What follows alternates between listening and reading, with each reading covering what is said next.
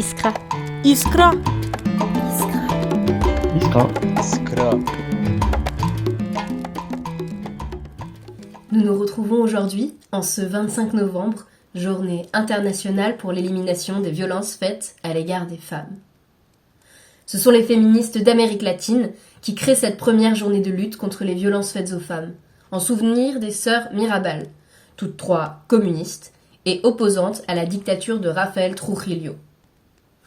Membres du mouvement du 14 juin, une organisation révolutionnaire dominicaine qui lutte contre la dictature de Trujillo, les sœurs Mirabal, Patria, Minerva et Maria Teresa sont plusieurs fois jetées en prison. Elles y subissent la torture et font l'objet de l'acharnement du pouvoir, qui commanditera finalement leur assassinat, le 25 novembre 1960. Cette journée de lutte est aujourd'hui internationale, mais peu de personnes savent que ce sont précisément ces trois femmes, à travers une lutte pour la libération et au péril de leur vie, qui sont à l'origine de cette date. Sur proposition de la République dominicaine, la journée internationale est finalement promulguée internationalement suite à une déclaration adoptée en 1993 par l'Assemblée générale des Nations unies. Celle-ci cherche à définir la violence à l'égard des femmes, sous toutes ses formes, physiques, sexuelles ou psychologiques, et dans toutes les sphères sociales. Alors nous, jeunes communistes, avons choisi d'illustrer cette journée de lutte par une petite étincelle culturelle autour de l'hymne des femmes. Car, féministes, nous connaissons toutes et tous ce chant. Mais connaissez-vous son histoire et son lien avec nos luttes ?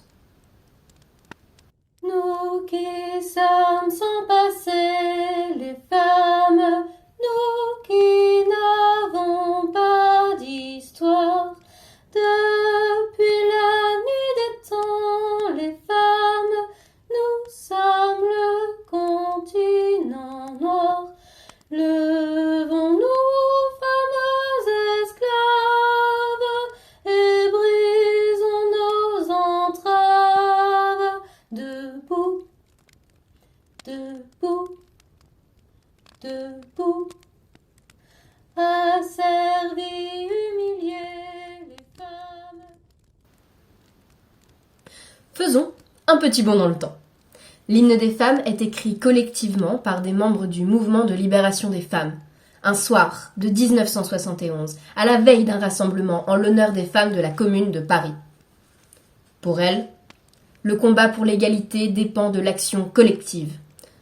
En ce sens, le chant militant est un genre qui annonce un programme et qui fixe un cap.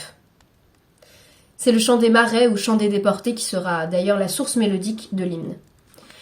Il est lui-même la traduction en français d'un chant allemand composé en 1933 dans les camps de concentration par des prisonniers communistes.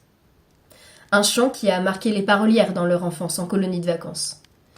Et dont nous vous en proposons un extrait tout de suite.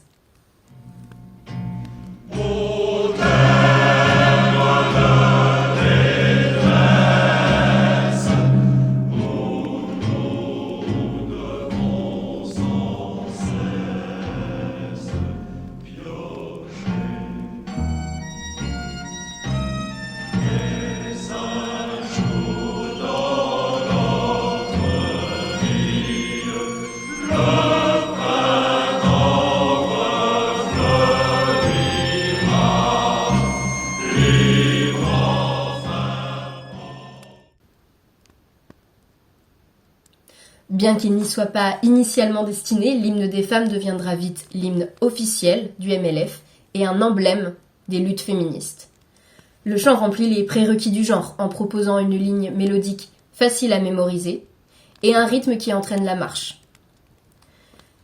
La partition et les paroles ont été publiées pour la première fois en 1972 dans un numéro du Torchon Brûle, journal du MLF. Il a été depuis de nombreuses fois repris et adapté.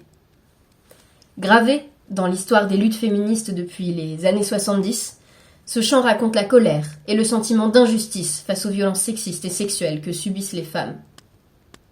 Les paroles du chant mettent en lumière l'enracinement de la violence physique et morale subie par les femmes.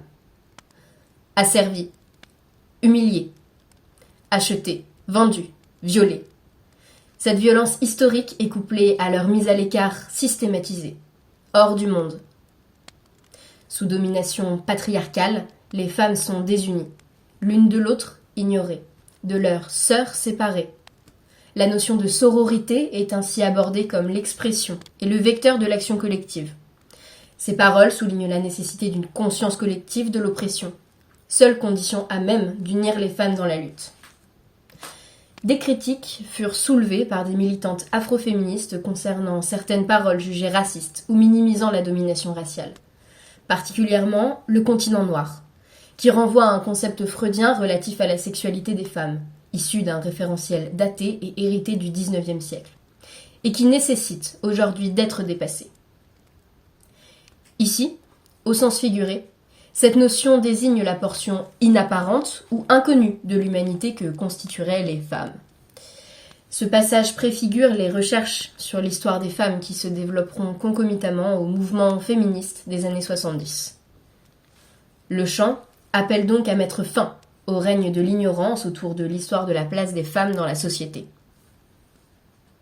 Les critiques se portent aussi sur la métaphore de l'esclavage.